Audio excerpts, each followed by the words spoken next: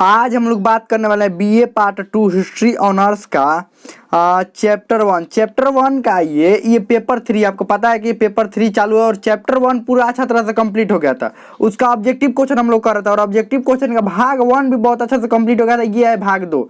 अगर अभी तक इससे पहले वाला भाग का वीडियो नहीं देखा है तो उसका लिंक इसी वीडियो के नीचे डिस्क्रिप्शन में दिया गया होगा, वहाँ से देख सकते हैं। इसी चैनल पर अलग से प्ले लिस्ट बना हुआ होगा, वहाँ से भी देख सकते हैं। आपको पता है कि सबसे पहले हम लोग ये जीरो टू हीरो बैच के तहत पढ़ रहे। सबसे पहले चैप्टर कंप्लीट करते हैं, उसके बाद उसका ऑब्जेक्टिव क्वेश्चन, उसके बाद सब्जेक्टिव क्वेश्चन। तो आज ये ऑब्जेक्टिव क्वेश्चन की क्लास पूरी अच्छा तरह से कंप्लीट हो जाएगा। इसके बाद हम लोग सब्जेक्टिव क्वेश्चन देखेंगे। तो चलिए हम लोग इसका ऑब्जेक्टिव क्वेश्चन शुरू करते हैं। 10 नंबर तक देख लिए थे और आज ये ऑब्जेक्टिव क्वेश्चन की क्लास पूरा अच्छा तरह से कंप्लीट हो जाएगा। 11 नंबर क्वेश्चन है, हर्षचरित की रचना किसने किया था? वाणभट्ट, कालिदास, हरिसेन या डी इनमें से कोई नहीं। तो जो हर्षचरित की रचना किसने किया था? हर्षचरित की रचना और जो हर्षवर्धन के जो कवि थे, राजकीय कवि कौन थे? बहुत अच्छा तरीका से जब हम पढ़ा रहे थे उस समय बताए भी थे कि हर्षवर्धन के जो राजकीय कवि थे वो वाणभट्ट थे। कौन थे? वाणभट्ट। तो ये रचना किसने किया था? हर्षचरित की रचना किसने किया था? वाणभट्ट ने। ध्यान रखिएगा, हर्षचरित की रचना वाणभट्ट ने किया था। चलिए तो आगे बढ़ते हैं, अगला क्वेश्चन। और वाणभट्ट ने एक और पुस्तक की रचना किया था। आपको कमेंट में लिखकर बताना है और कौन सा एक पुस्तक था जिसकी रचना वाणभट्ट ने किया था। चलिए आगे बढ़ते हैं, अगला क्वेश्चन क्या है? तीर्थयात्रियों का राजकुमार किसे कहा जाता है? किसे तीर्थयात्रियों का राजकुमार कहा जाता है? वेनसांग को, फरियान को? देखिए VVI क्वेश्चन है, ये ध्यान रखिएगा। मोस्ट इंपॉर्टेंट क्वेश्चन है, कई बार, एक बार नहीं कई बार पूछा जा चुका है। ध्यान रखिएगा, हर 2 साल पर पूछ लिया जाता है। ये कई बार पूछा जा चुका है, इसको ध्यान रखिएगा। Hiuen Tsang, Fa Hien, I Tsing, Alberuni. तो किसको यात्रियों का राजकुमार माना जाता है? ये तीनों चीनी यात्री है। ध्यान रखिएगा, तीनों कहाँ के? चीन के यात्री थे। वेनसांग को यात्रियों का राजकुमार माना जाता है। किसको? वेनसांग। इसका आंसर कौन सा हो जाएगा? वेनसांग इसका आंसर हो जाएगा। वेनसांग को यात्रियों का राजकुमार कहा जाता है। चलिए आगे बढ़ते हैं। और वेनसांग कौन सा बौद्ध धर्म के कौन सा शाखा का समर्थक था?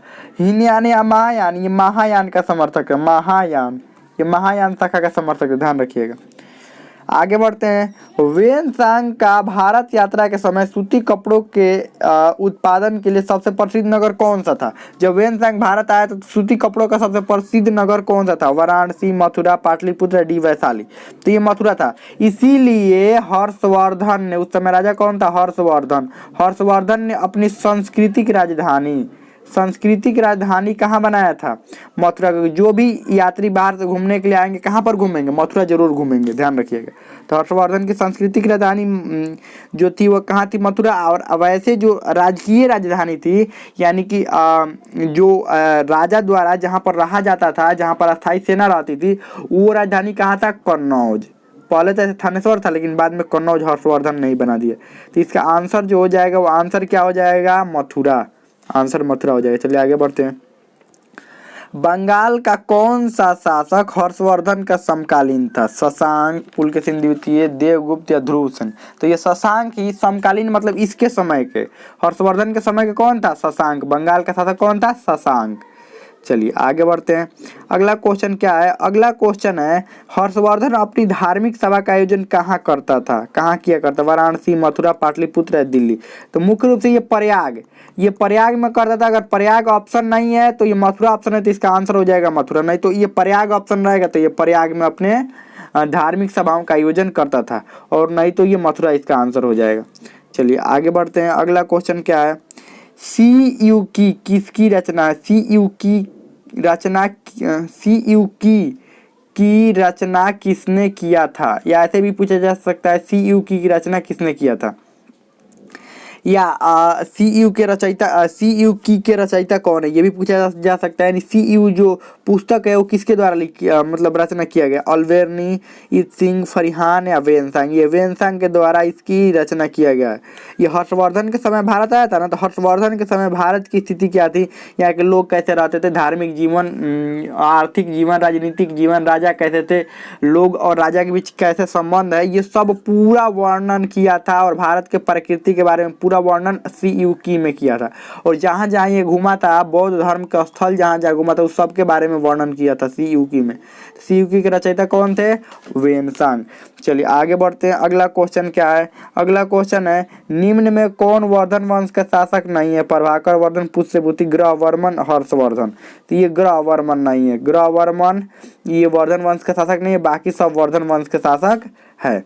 और कमेंट में लिख कर ये बताइए ग्रहवर्मन कहाँ का शासक था, कौन से क्षेत्र का शासक था ग्रहवर्मन। चलिए आगे बढ़ते हैं।